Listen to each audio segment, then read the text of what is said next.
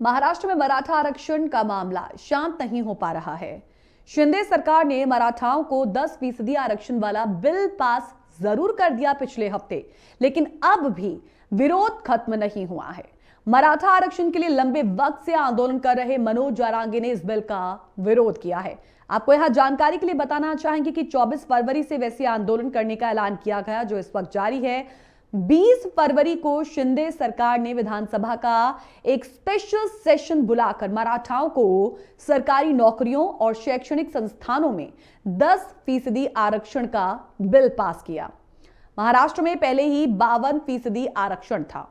मराठाओं के लिए अलग से 10% आरक्षण के साथ अब वहां 62% रिजर्वेशन हो गया है, जबकि सुप्रीम कोर्ट के फैसले के मुताबिक आरक्षण की सीमा 50% से ज्यादा नहीं होनी चाहिए।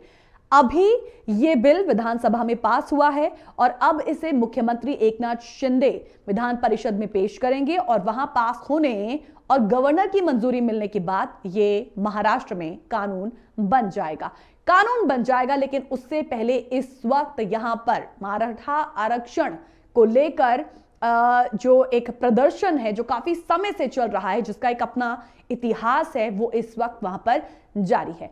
सबसे पहले आपको जानकारी के लिए यहां पर बताना चाहेंगे कि ये जो बिल पास हुआ उसमें रिजर्वेशन को लेकर किस तरीके के प्रावधान हैं। आइए इसे जानते हैं।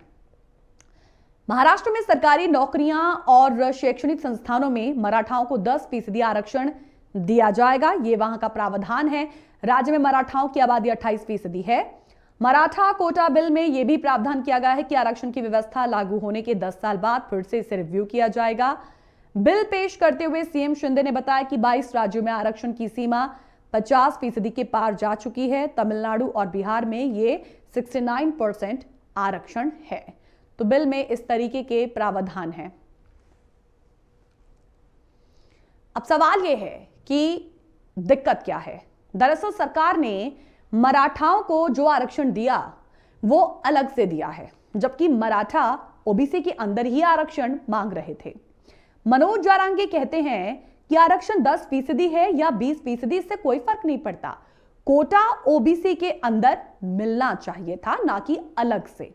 तो वो कहते हैं कि सरकार ने उन्हें वो दिया जिसे वो मांग ही नहीं रहे थे। जारांगे कहते हैं कि हम ओबीसी के अंदर ही आरक्षण मांग रहे थे, लेकिन उन्होंने हमें अलग से कोटा दिया। तो ओबीसी के दायरे से बाहर कोटा देने को कानूनी चुनौती मिल सकती है, क्योंकि इससे आरक्षण की सीमा 50% से ज्यादा हो गई है। चलिए अब आगे बढ़ते हुए आपको यह बताते हैं कि मराठाओं की मांग असल में क्या है। दरअसल मराठा खुद को कुणबी समुदाय का बताते हैं। कुणबी को महाराष्ट्र में ओबीसी कैटेगरी में रखा गया है। वो इसी आधार पर आरक्षण की मांग कर रहे हैं। मराठा और कुणबी एक ही हैं। संभाजी ब्रिगेड से जुड़े प्रवीण गायकवाड़ ने एक बार बताया था कि मराठा कोई जाति नहीं, जो लोग महाराष्ट्र में रहते हैं वो मराठा हैं। जाति तो व्यवसाय के आधार पर ही तय की गई थी। कुणबी तो सीमांत किसान थे। उनमें से जो लोग खेती बाड़ी का काम निपटाने के बाद एक क्षत्रिय की भांति योद्धा की भूमिका निभाते थे, उन्हें मराठा कहा गया। कुणबी जाति को ओबीसी में शामिल किया गया है। उन्हें सरकारी नौकरियों से लेकर शैक्षणिक संस्थानों तक में आरक्षण मिलता है। मनोज जारांगे मराठियों को कुणबी जाति का सर्टिफिकेट देने और इसके तहत ही आरक्षण देने की मांग कर रहे हैं। इनका दावा है कि सितंबर 1948 तक निजाम का शासन खत्म होने तक मराठाओं को कुणबी माना जाता था और ये ओबीसी थे, इसलिए अब फिर इन्हें कुणबी जाति का दर्जा दिया जाए और ओबीसी में शामिल किया जाए। तो ये है मराठाओं की मांग। अब सवाल यह भी है कि अलग से कोटे का विरोध आखिर क्यों? देखिए उसकी वजह साफ है। मनोज जारांगे जो बीते कई समय से अनशन पर भी थे, वो कहते हैं कि अलग से 10% कोटा कानूनी चुनौतियों के सामने टिक नहीं पाएगा, क्योंकि आरक्षण की सीमा 50% के पार चली गई है। महाराष्ट्र में कई बार मराठाओं को अलग से आरक्षण देने की कोशिश की गई, लेकिन इसे हर बार अदालत में चुनौती ही मिली। आप देखें, साल 2014 के विधानसभा चुनाव से पहले तत्कालीन मुख्यमंत्री पृथ्वीराज चव्हाण मराठाओं को 16% आरक्षण देने के लिए एक ऑर्डिनेंस लेकर आए थे, एक अध्यादेश लेकर आए थे, लेकिन फिर कांग्रेस एनसीपी चुनाव हार गई और राज्य में बीजेपी शिवसेना की सरकार बन गई। नवंबर 2014 में बॉम्बे हाईकोर्ट ने इस आदेश पर रोक लगा दी। फडणवीस की सरकार में फिर मराठाओं को 16% आरक्षण मिला, लेकिन बॉम्बे हाईकोर्ट ने इसे कम करते हुए सरकारी नौकरियों में 13% और शैक्षणिक संस्थानों में 12% कर दिया। मई 2021 में सुप्रीम कोर्ट ने इसे रद्द कर दिया, क्योंकि इससे राज्य में आरक्षण की सीमा 50% से ज्यादा हो रही थी।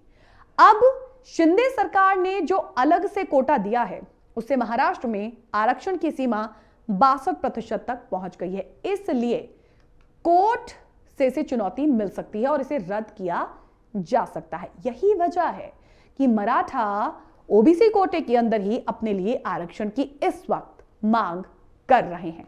बाकी तस्वीरें आपके सामने हैं। महाराष्ट्र में देखिए, मराठा लंबे समय से अपने लिए आरक्षण की मांग कर रहे हैं। आपको याद होगा, साल 1982 में मराठा आरक्षण को लेकर पहली बार वहां पर बड़ा आंदोलन हुआ। 1982 में मठाड़ी नेता अन्ना साहेब पाटिल ने आर्थिक स्थिति के आधार पर मराठाओं को आरक्षण की मांग को लेकर आंदोलन किया था और सरकार ने उनकी मांग को नजरअंदाज किया तो उन्होंने खुदकुशी कर ली। अब सवाल है कि सियासत में कितने ताकतवर होते हैं मराठा। उनकी महाराष्ट्र की सियासत में अच्छी खासी एक दखल है। 1950 से 1980 के दशक तक मराठाओं की पसंद कांग्रेस हुआ करती थी, लेकिन बाद में इनका राजनीतिक रुख बदलता गया। कांग्रेस के बाद मराठा एनसीपी की ओर चले गए और बाद में शिवसेना और फिर बीजेपी की तरफ इनका रुझान बढ़ गया। अब अनुमान है कि अब बीजेपी को मराठा कुणबी समुदाय से अच्छे खासे वोट मिलते हैं और एक स्टडी कहती है कि महाराष्ट्र के विधानसभा चुनावों में लगभग 45% सीटें इन्हें मिलती रही हैं और 1980 का दशक छोड़ दिया जाए तो कभी भी महाराष्ट्र की कैबिनेट में हिस्सेदारी कभी 52% से कम नहीं हुई। इतना ही नहीं, 1960 में महाराष्ट्र के गठन के बाद से अब तक 20 मुख्यमंत्री बने हैं, जिनमें 12 मराठा समुदाय से ही रहे। तो मौजूदा मुख्यमंत्री एकनाथ शिंदे भी मराठा ही हैं।